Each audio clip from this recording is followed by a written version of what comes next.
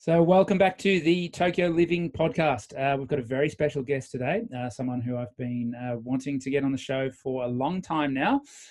She's taken the time out of her busy schedule to be with us today. She happens to be one of three Australians that I know of living in Tokyo that share my surname. Elana Gilbert, welcome to the show. Thank you for having me. Apart from being an amazing wife and a mother of two, soon to be three children, you're also the founder and director of Elana Jade Beauty Salon. Tell us a little bit about your story to date and what brought you out to Japan. Sure thing. So I'm a beauty therapist and a personal trainer from Sydney, Australia. And I moved to Japan in 2008. So I actually followed my brother here. My brother was already living in Japan for about 4 years, and he's a personal trainer as well. And knowing that I needed a little break from Australia, he invited me to come over and work for him. So moved over, planning to only do personal training for up to 1.5 years, which is what my visa would allow. But then after meeting so many great people here and talking, so meeting so many great people here, and also, talking to people about my beauty background and about how I'm a firm believer in using organic skincare. I actually convinced my brother to open up a beauty salon with me. It took a little bit of convincing, but yeah, so after a year, it was maybe about 14 months after living here, we opened up an Elana Jade organic beauty salon. Wow. And so that's been in business for about 12 years now? Yeah, so this December it will be 12 years when we open the doors to some clients. So yeah, it's been really exciting. And of course, I didn't even expect to be here this long after I opened the salon.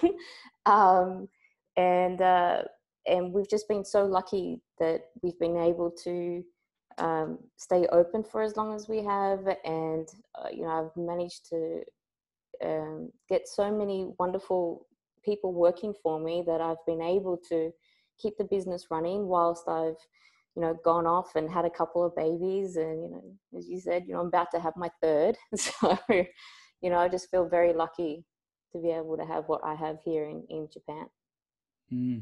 Now, you don't mind me saying, you don't look particularly old. And you opened this business 12 years ago. How old were you when you actually started the salon? I was 24. Wow. Yeah, so I knew a lot about beauty services, but I didn't know that much about business. And even though I read a couple of books at the time, I relied quite heavily on my brother to help with the business side of Elana Jade, to help build it up. And, of course, being able to get, an accountant and a lawyer, and we got some investors too that actually also gave great advice in how to keep a business functioning. So, I feel very lucky. I couldn't have done it myself, especially at 24 years of age. So, yeah, been good. And what have been some of the big challenges with running the business? I can imagine staffing would be fairly difficult out here. Yeah, staffing is very difficult because we do mainly have expat clients or foreign clients. We're about 80% foreign clients and only 20% Japanese.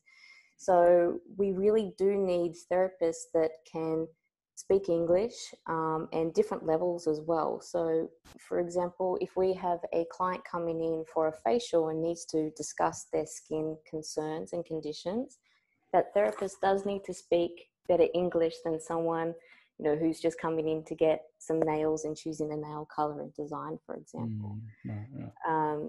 And also because in Japan, being a beauty salon or, being a beauty therapist is not really considered, a career. It's a low level job. You actually don't even need a qualification to work as a beauty therapist in Japan. Really?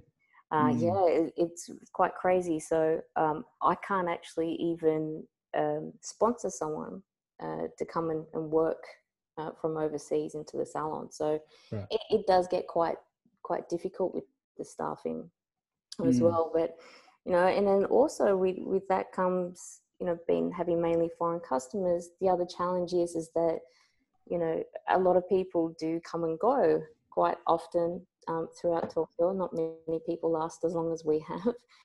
So we do have to always constantly try to find new clients. And it also doesn't help when, really big disasters happen, like, the big earthquake in 2011, which I was actually massaging a 9-month pregnant woman at the time. So that was a little bit weird, back then you're so used to having earthquakes, and because it didn't really start very heavy. It was started a bit lighter. I'm like, oh no, it's going to be fine. Oh, it's a little bit more shaky, but it's going to be fine. And it's like, okay, we need to get off the bed, So, but we lost a lot of clients from that. Yeah. A lot of people just left. They didn't come back, and that's when we started to, try to get more Japanese clients through the door. And at first it worked quite well, because that was just when waxing, especially Brazilian waxing, just started to become popular in Japan, and there really weren't that many salons that did it. So we were getting a lot of Japanese clients to come in to do waxing. But then, looking into a couple of years in the future after that, nearly every beauty salon is now offering waxing. Right. So, yeah. So we're not, we don't have anything that's really unique for the Japanese here. So we really have a lot more competition trying to get Japanese clients. But it's a struggle that, I'm never going to stop fighting for, So. And throughout that time, any other sort of major life events happen in those 12 years? Can't all be about the salon. No. So do you mean when I 6 months after moving to Japan, I met a nice Aussie boy? Got taken off the market. Yeah, that was pretty quick and very surprising. So of course, I met you through an introduction through my brother Nathan, which, at the time, I think it was just to help me make friends, and he didn't really have any love interest in mind for me at that time. But so I met you 6 months after moving here, and we discussed about opening the salon, because I knew that you'd retired from karate soon after, and that you were trying to dwindle down and leave Japan. And I was saying the opposite. I'm going to open up a salon, so I've got to be here for longer, and do you want to stick it out or not? And obviously you did, and then you've opened up your facility as well. So house, 2 kids, almost 3 kids later. And so that was a bit of a life-changing thing. And it's quite funny, we're both Aussies, but we've never lived in Australia together. I don't think we've been there for longer than 3 weeks at a time together. So, and this is really home for us. So you mentioned a couple of these services that you offer, but so a beauty salon might mean different things to different people. What sort of services do you offer at Elana Jade? Yeah, so we offer, we do facials, organic facials, massage, including hot stone massage and aromatherapy massage. Waxing, we do nails, so all gel, shellac, polished nails, and we also have eyelash services, so eyelash extensions, lash lift, and eyelash and eyebrow tinting. So we do offer quite a wide range of services, and I think it's a little bit more of an Australian style type of place, where you try to do as many treatments as you can, so we're more of a one-stop shop. And what are the most popular services? Our most popular services is nails and facials. So once upon a time, it used to be waxing. Actually, waxing used to just take over everything that we've had. So when I first opened Elana Jade, we only did treatments that I could source all products organically. So we only did facials, massage, and waxing at that time. And so we really did get known for waxing, probably in particular, and then facials. But since we relocated to another place, still in Azerbaijan, we've been able to to add more different services like the nails and eyelashes. So I think now, you know, the facials and nails have kind of taken over, and waxing coming close in third place. And for all the guys listening, you don't have just female clients. You do have men attend the salon as well. Yes. No, of course. So we do have a couple of men-specific treatments for facials and nail care as well.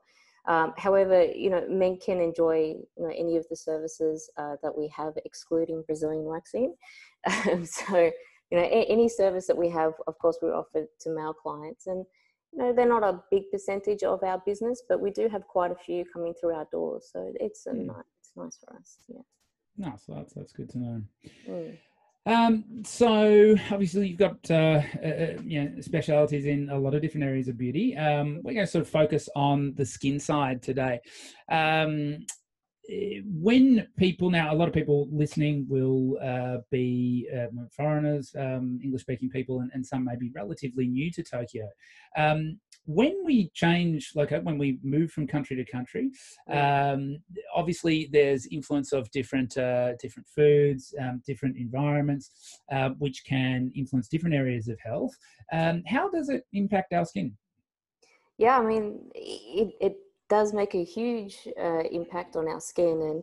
And, even though our skin is just such a wonderful organ, it does have a nasty habit of showing, the not so nice things that are going on inside our bodies and minds.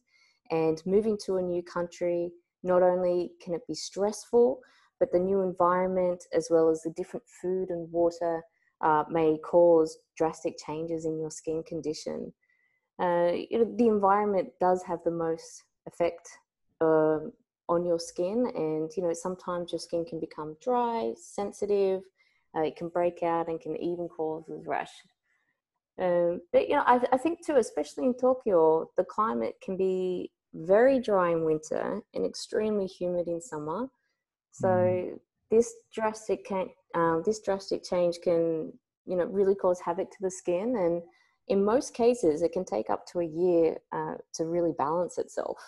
Really? Yeah. So I mean, to break down a couple of those points that you said too, when moving, and other things that may causes the changes in your skin. And like the top one, I said the environment, the change in environment. So when you think about it throughout the year, the environment that you live in does change, and your skin changes with that climate as well. So for example, our skin can become more dry in winter and more oily in summer. But because this is, usually a gradual change, your skin will become used to the new climate and will be able to adapt quite well with just a few changes to your skincare products. However, when moving to a new country, this change in climate is immediate. So your skin may initially have a harder time adapting. Even things such as like the pollution is a contributing factor. If you're moving to an area with a higher level of pollution and smog, this can increase the damaging oxygen-based free radicals, which can then, contribute to the breakdown in the skin's collagen, and may even, leave your skin looking quite dull and sluggish. So that's probably the major one. The other one too, I mean, you mentioned food. A new diet can cause changes to the skin, even if you move to a new country or not. it can make changes. But I do think, that especially in the early stages of when you're settling in, and you don't have time to prepare food, you probably eat a lot of takeout. Or if you move to somewhere like Japan, you may be eating a lot of bentos from the convenience stores. And these type of meals are usually filled with, a high sugar content and bad cooking oils and sauces. So, this does cause changes into the skin when eating for like a prolonged period of time. Also, when moving, you can also be exposed to foods that, you're not had previously in your diet, or a lot of in your diet before. So, for example, if you start eating a diet with an increased amount of dairy products, it can make your skin break out. And this is because it changes how the testosterone and the estrogen are regulated in the body. Or if you eat an increased amount of fried food, it can change your cell membrane structure, making it harder for the skin cells to eliminate their waste. Also, if you are a little bit of a drinker and you drink a little bit more alcohol, it can dehydrate your skin. So, you know, actually one way to help combat that is not only to reduce the amount, but also by drinking a lot more water throughout the day to help put the oxygen back into the skin. Wow, that's pretty scary. All that's going on. So yeah, what can we do about that? What are some things that you recommend to people to combat these changes? Yeah, I think, you know, when it comes to, you know, the food related, you want to try to eat as closely as to your normal base diet as you're used to. So, you know, you don't want to all of a sudden eat a higher amount of dairy products, like I've said. You want to maybe try to gradually get into eating a little bit more if that's the type of food that's around your area. Or, you know, the best thing to really do is just to try to monitor your skin. You know, I call it a skin fitness routine. So you want to make sure that you have a good skincare system going on at home. Of course, going to see a therapist and having regular facials is important to boost your skin. But probably the best thing is to make sure you keep cleansing your skin, using a toner. So actually, in all different countries, the water from the tap is different. So it's usually referred to soft water and hard water. And this disrupts your skin's pH level. So it's actually important to use a good toner after you cleanse to help revitalize your skin's natural pH level. So, and for some, excuse my ignorance, it's a combination of ignorance and arrogance is arrogance. What actually is a toner? What does a toner do? Yeah, so it's not something that you get out of a printer, right? No, it's definitely not that kind of toner. Toner is usually a liquid. It has a lot of different types of bases depending on which product line that you use. But after you cleanse, you spray this toner, or you know, with a cotton pad, wipe it over the skin. So when we cleanse, you know, we strip the skin of this pH, or you know, the water that we use as well. If you're using more of like, you know, you don't really quite know, but if the water coming from the tap is actually more of a hard water, when it does strip your natural pH level in your skin, this is your skin's first self-defense system. So you want to actually use a toner to help bring that level back up to a normal level, just to help for the skin to start to protect itself. Yeah. Okay. So a lot of the time, you know, you hear people saying, oh, I don't use a toner because it's just to get rid of the excess cleanser. But, you know, it's not quite correct if you're using, you know, a proper organic toner. It does have a good benefit that needs to be added into your fitness routine. Yeah, okay. Yes.